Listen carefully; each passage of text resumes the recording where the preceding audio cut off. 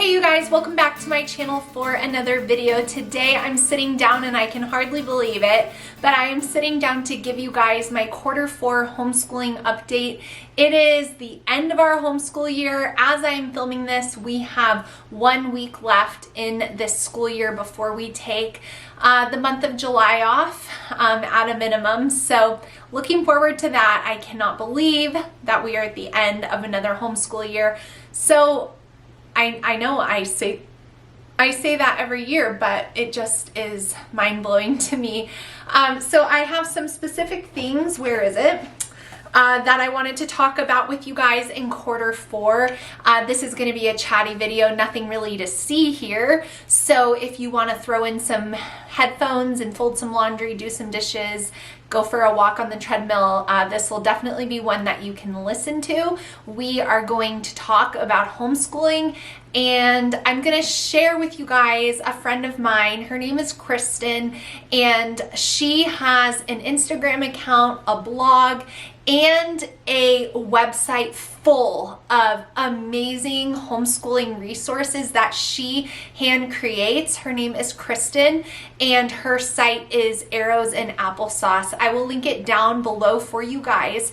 So Kristen is a homeschooling mom friend that I have connected with on social media, and I know that she watches my videos and I follow along with her cute family. She's a mom of 3. She's an adoptive mom. She has an amazing testimony through a trial that she faced going through a pretty difficult and traumatic car accident, and I just love her positivity, her encouragement, her realness. She always shares these little things in her Instagram stories called her to-do list or something, and it's like trying to focus on what you actually got done versus what you thought you could but you didn't, and so she's just a really sweet friend that I enjoy following along with, even if I can't really glean homeschooling practicality because my kids are older than hers, significantly older. I still enjoy following Kristen. I was a guest on her blog. Some of you may have read that, and I just really wanted to share her account with you, which will be linked down below. But most importantly, I wanted to share her website with you guys. She has tons, and I mean tons, of homeschooling resources, especially for your little kids, available in her shop. She has morning time stuff. She has preschool curriculum. She has she has a monthly subscription where she'll send you every single month seasonal or monthly appropriate coloring sheets, activity sheets for your kids automatically. Really beautiful. And the part that continually blows me away is that they are all hand done by Kristen. She hand draws them. She creates them. She's amazingly talented at it. The things she offers are so well done. She has a ton of biblical resources on there, really great things for discipleship. She has morning basket things you could add in. She has so much. And her most recent release is the Plant and Animal Cell bundle. Now you can purchase it a variety of different ways. Head to her website to check it out. But there's all kinds of worksheets. And did I tell you guys that she creates these, like Venn diagrams for comparing information, beautiful illustrations. This could be added into so many different things. Here's the animal cell page. It's a whole bundle that you can add into your science curriculum, or do it on its own, or do it through the summer just to keep things fresh, whatever. This is her most recent one. Some other things that I really love from Kristen's website is the Jesus' 7 I am statements. This comes with copy work for your kids on the 7 I am statements that Jesus said, and this really helpful visual tool where your kids can look up the scripture, cut the picture, paste it, and really just help them remember all of the 7 I am statements that Jesus declares in John. She's got coloring, like that is another little bundle that you can get. They also have she has the Apostles' Creed, which is amazing as well. Again, copy work, cutting, coloring, just things that will help your children remember this information. And the other one that I printed out, but she has a ton of things, is the preamble to the Constitution. If you're teaching Constitution, this is an amazing tool for those younger kids. The coloring, the color images, cutting and pasting, copy work, it's beautiful. This is a fraction of what Kristen has available on her website, which will be linked down below. It's Arrows and Applesauce. And she gave me a 15% off coupon to offer to my community. So it's simple. It's Grace and Grit 15, and that will save you 15% on anything that is on her webpage or her store. Essentially, head over there and check it out, because I am scratching the surface on what resources she has available. And keep in mind, her shop as you're thinking about what you're going to use in morning basket, or as you're thinking about grabbing a few activities to bring along with you on a road trip. It's so wonderful to support another homeschooling mom that is creating beautiful resources for other homeschoolers. And so I just love her heart. She's so sweet, and she has amazing resources, like I said, especially for you with those younger kids. The prices are so great, and a 15% off coupon. So I'll have that link down below. If you're looking for anything for morning time, Bible time, anything, go check it out. I know you'll find something that you love on Arrows and Applesauce, and all of that information will be linked down. Okay, quarter four. Quarter four is obviously the last quarter of our homeschooling year, and smack dab, well, not really in the middle, more toward the end of quarter four, we went to Hawaii for my husband's 40th birthday, our family vacation this summer. We went to the island of Kauai, and we had a wonderful time. I am mentioning it here in this video because as I was there, and sitting on the beach and swimming with sea turtles that we happened to randomly find, going on hikes in the jungle, I was so watching my son find sea slugs and sea cucumbers and picking them up, because that's what he does. I was so struck with just a feeling of thankfulness. Thankfulness because where I live, the very first week that we were gone was the week of final exams for high schoolers in our area. And I was just thanking God for the ability and for just His guidance and protection and provision, so that my kids were getting to learn and experience His creation and just sit in awe of God as our creator and take it all in and make family memories over, sit at a desk and regurgitate facts onto a paper. I was just so humbled, and I was like touched, and it really struck a chord with me when I was just sitting there in my own thoughts on the beach, just observing my kids and my brother and my nephews, and I was just taking it in, and that thought just came to me, and I was just like, wow, thank you, Lord. Thank you, Lord, that this is our life. And it was a moment that I won't forget. And so anyway, I wanted to share that with you. My kids did take their final exam in Shoreman math, my high schoolers and my 7th grader, before we left. So they wrapped up math before we left. They were completely done with that.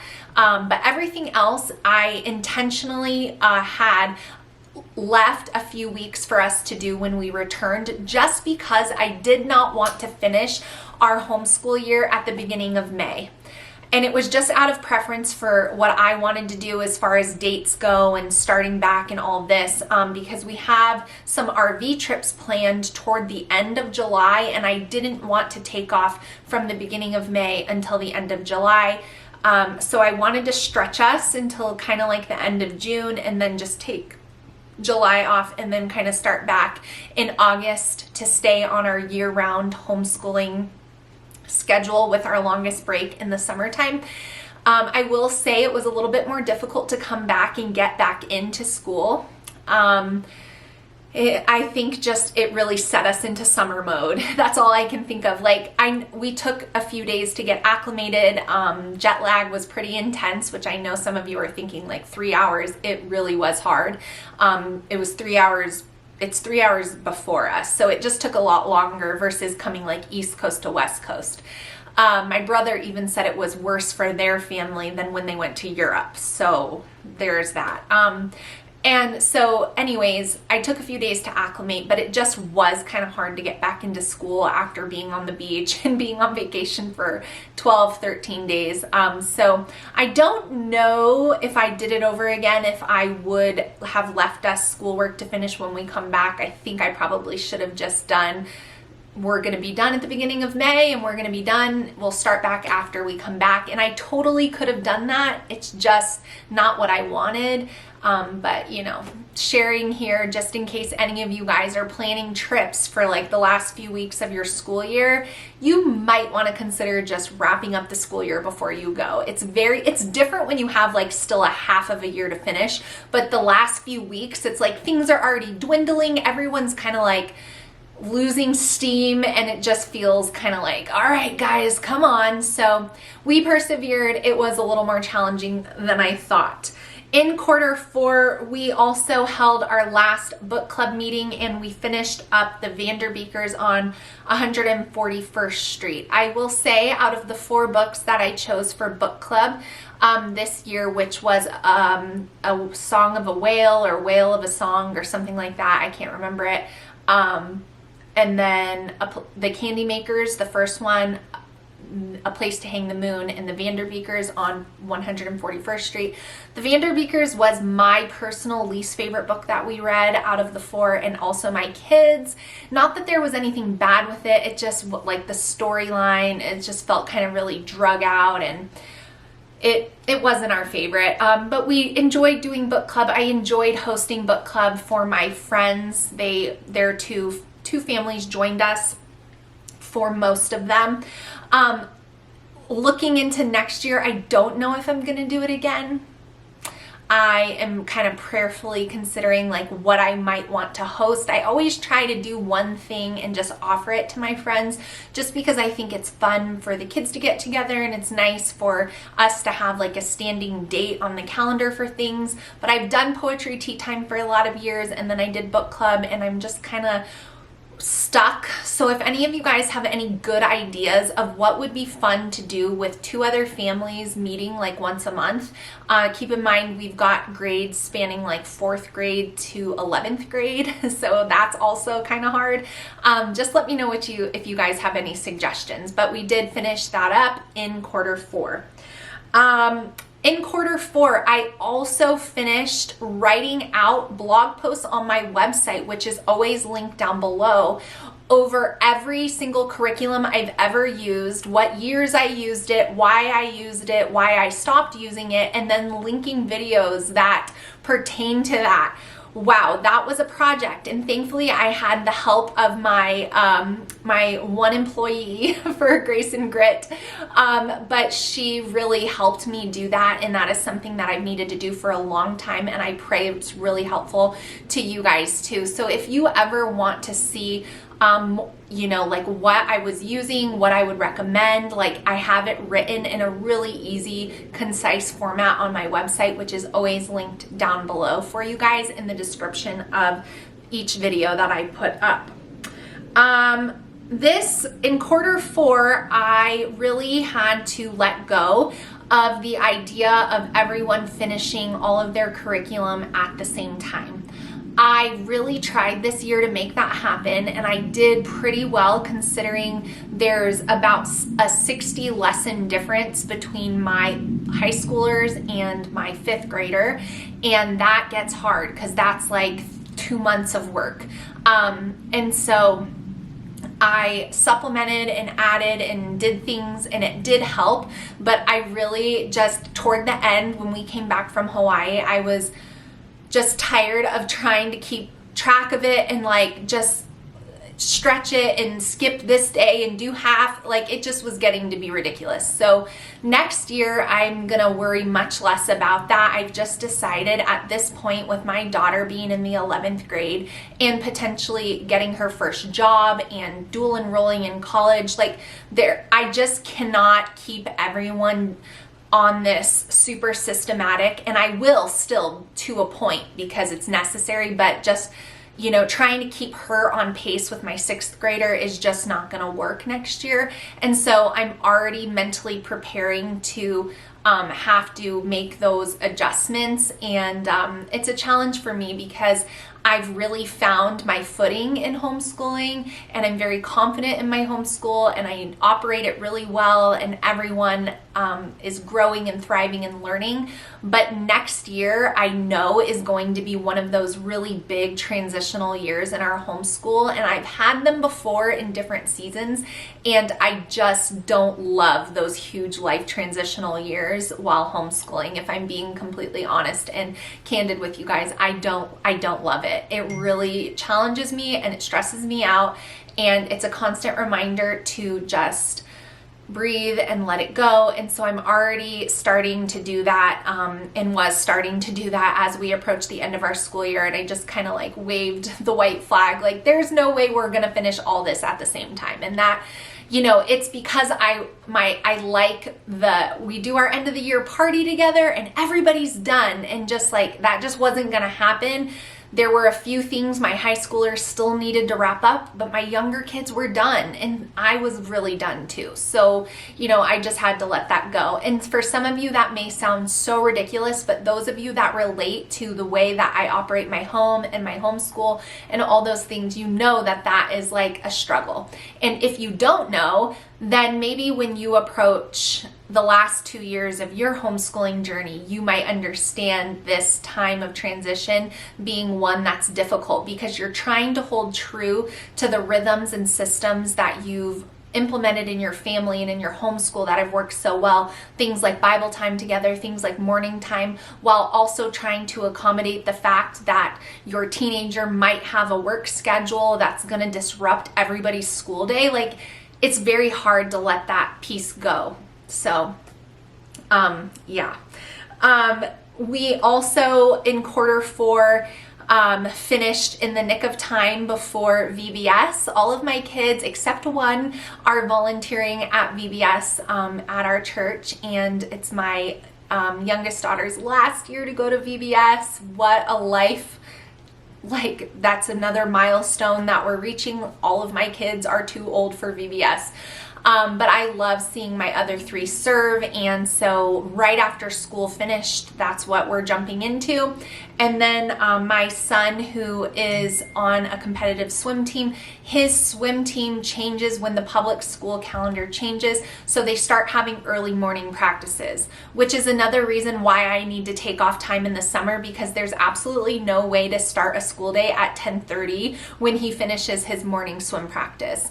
All of my kids' activities will stay in place through the summer.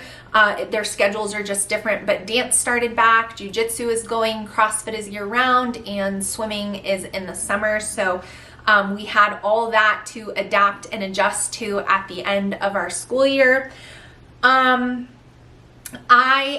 This is a little update on me. If you know anything about these updates, it's really just a time for me to talk to you guys about things I'm thinking about in my homeschool.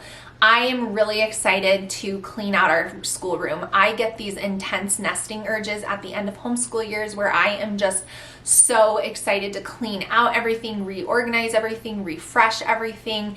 And I was like literally holding myself back from starting it before we were finished with the school year. So I'm like really looking forward to that. And I will film it for you guys because I know it's fun to see people clean things out and organize them.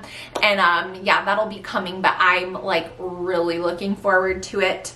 As the next thing I wanted to touch on, which is more of like an update for the entire school year, was that this year, one of my goals at the beginning of our school year, to accommodate me being a working homeschooling mom, what I do on YouTube is a full-time job.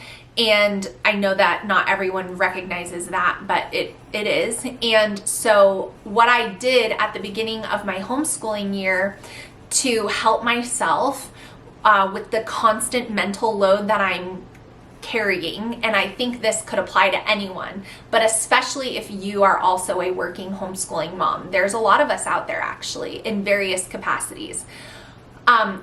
When you work and you homeschool, you're constantly remembering like work things and school things. And so one of the things I did to try to decrease that mental load that I was carrying was put quarterly lesson checkpoints in for myself, really for myself, because when you've got 4 kids of all different ages and they're all doing different things, it's kind of hard to keep track of like where they are and where they are. And we want to be here by this point of year. And we want, if you're someone who likes to know those things, which is very much me, because I like a clear stop and start to our school year just as much as my kids do. And so this year, that's all I did was I did for quarter 1, quarter 2, quarter 3, and quarter 4, where we wanted to be during those quarters. So it would say like BJU, it would say like lesson 83 to 100 or something,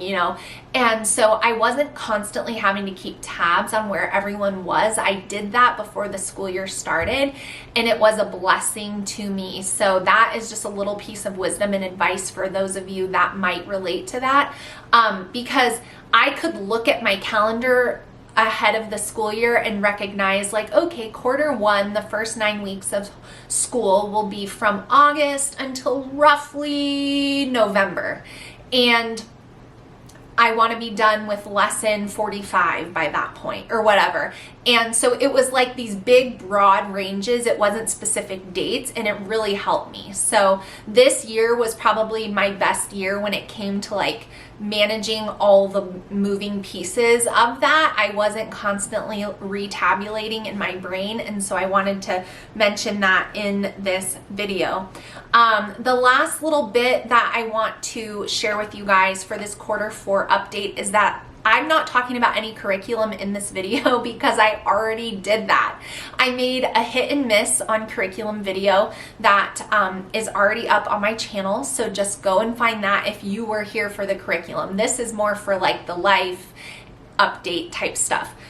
So I did that, and I hope it's helpful for you guys. And then the last thing that I want to share in this video is that I already touched on it, but I know that next year is going to be a year of transition in my homeschool.